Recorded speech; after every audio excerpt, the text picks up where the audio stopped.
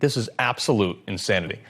So joining me now to discuss more is Republican Florida member of the House Judiciary Committee and House Foreign Affairs Committee, Congressman Greg Steube. Congressman, we appreciate you joining us. And look, I realize this has passed the House. It's sitting to go into the Senate. What's your take on will it pass the Senate?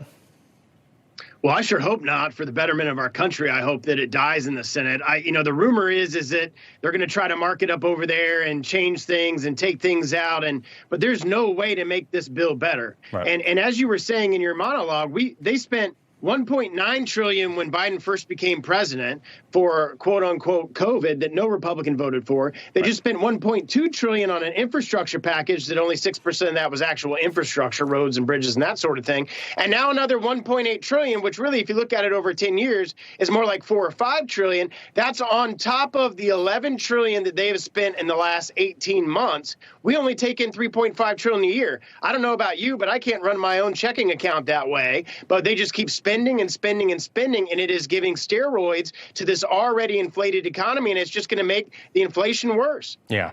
The problem is, and for the folks at home, sir, you obviously know this, but the issue is that, look, America, we could probably print another $2 trillion. We could probably print $3, $4, $5, $6 trillion. The problem is when people start losing faith in the dollar, if we're just going to continue to print it, we could potentially lose the fact that we are the world's currency, and that's real bad. So with that said, you have your holdouts, you have Sinema, you have Manchin, people that are saying this dog don't hunt, and they cannot pass because I'll lose my seat. But you have people like the radical left, like Schumer, you have Nancy Pelosi, you have AOC, the mob squad, or whatever they call themselves. They are saying, like, sacrifice your seat, do it for the betterment of the country.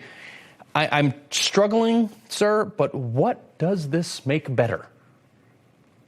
Well, it doesn't make anything better. It makes everything worse. And we're just talking about the financial aspect of this. We're not talking about the 11 million illegal immigrants that it gives legal status to, 120 new social programs, all of the horrible Green New Deal and social liberal policies that are embedded in this 2,000-page bill.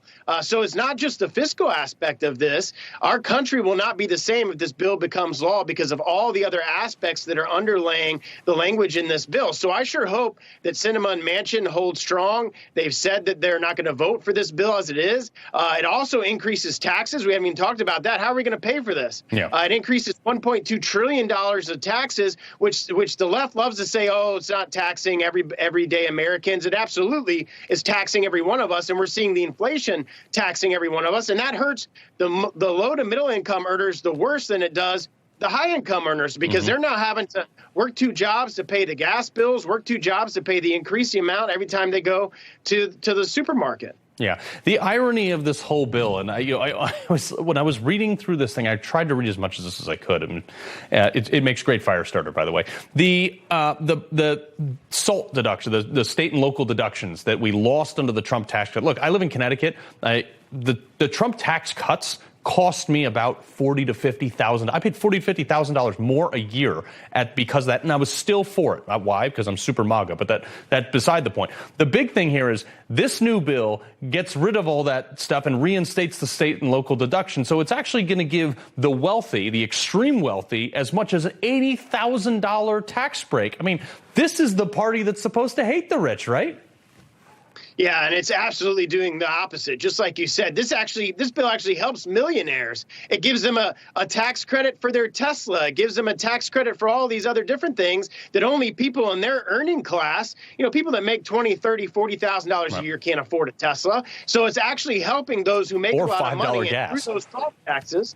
Yeah, and through those SALT taxes, those are only helping your millionaires and your high earners. So they say they're the party of the middle class and the low and middle income. That's absolutely not the case. Yeah, no, it's crazy. Representative Greg Steube, we appreciate you joining us, sir. Yeah, thanks for having me.